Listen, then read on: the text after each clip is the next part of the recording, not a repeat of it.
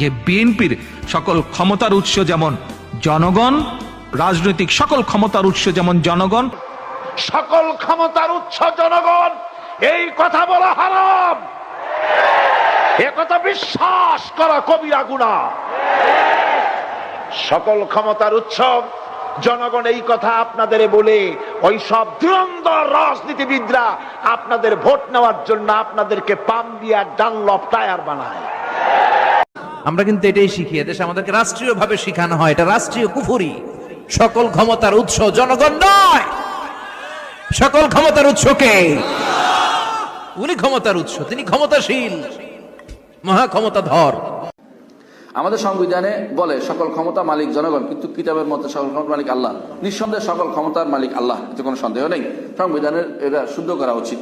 যারা আল্লাহ তাআলা তৌফিক দিয়েছেন ক্ষমতা দিয়ে, তাদের উচিত এগুলোকে শুদ্ধ করে নেয়। আল্লাহ এদেরকে সঠিক পথে পরিচালনা করবেন। আমাদের যারা ক্ষমতাসীন তাদেরকে আল্লাহ কোরআন এবং সুন্নাহ মেনে চলা তৌফিক দান করেন। আমি দোয়া করি আল্লাহ তাদেরকে সঠিক পথে রাখো। আমিন। আসসালামু আলাইকুম রহমতুল্লাহ।